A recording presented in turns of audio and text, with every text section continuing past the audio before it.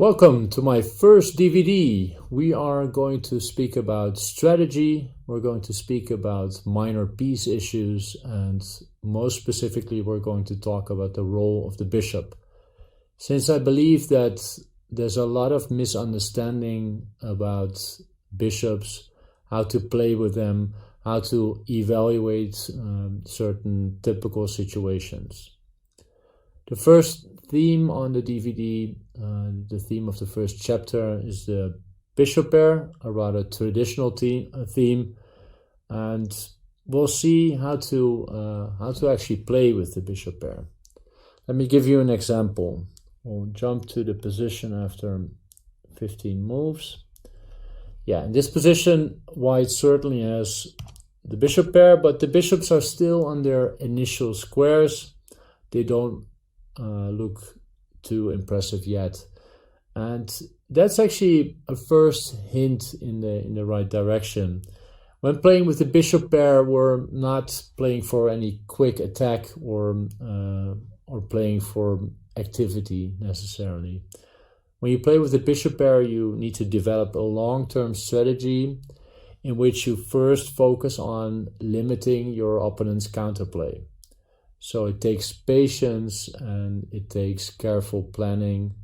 It takes anticipating what your opponent is going to do or dreaming of.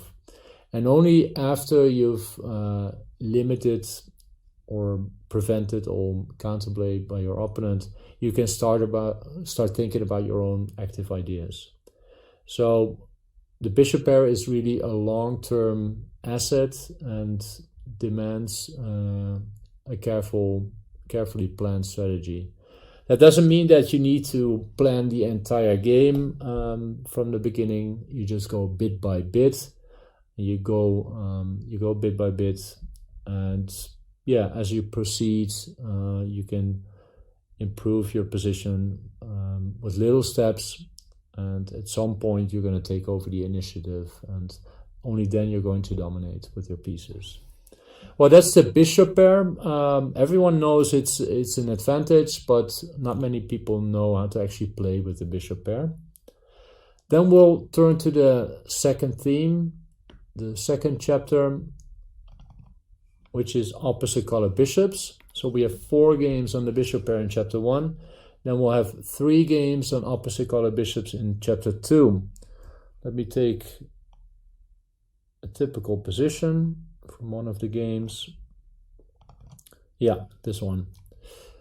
Well, if you have a look at this position, the first thing that jumps to mind that is the bishop on d5 looks very nice. Bishop d5 is a strong bishop, and the bishop on f6 is not so strong. So opposite color bishops, contrary to what many people still think, do not have much to do with a draw. People always say opposite color bishops, boring, drawish, but that's certainly not the case. Only if there's only the opposite color bishops left with only a few pawns left on the board, at the very end you may be able to set up a fortress, and even though you're maybe 1 or 2 pawns down, you can still save the draw. That's why people came to believe that opposite color bishops are very drawish by nature. The thing is, the result I just described with the fortress is a very extreme thing in itself.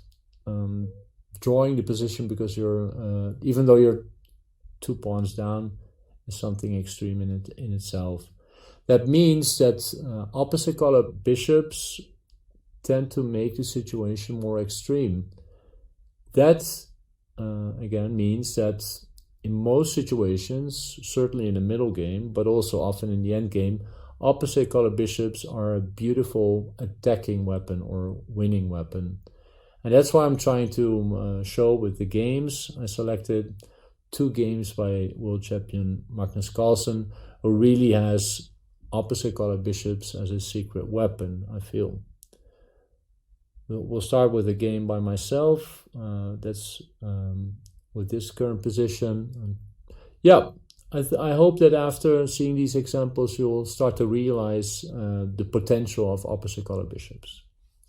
Now we'll turn to chapter 3, which is the so-called bad bishop. Let me get an example. There we go. And we'll take the situation after 17 moves. Yeah, this position. Now, if you look at this position, you may think that the bishop on d3, which is on the same color as the central pawns, is not a very good bishop. So by definition, it's a bad bishop. And just like with opposite colored bishops, there's a lot of misunderstanding about bad bishops. In this particular situation, it's in fact white who's playing for a win. And that has largely to do with this space advantage. So that means that there may be certain factors in the position that are much more important than the so-called bad bishop.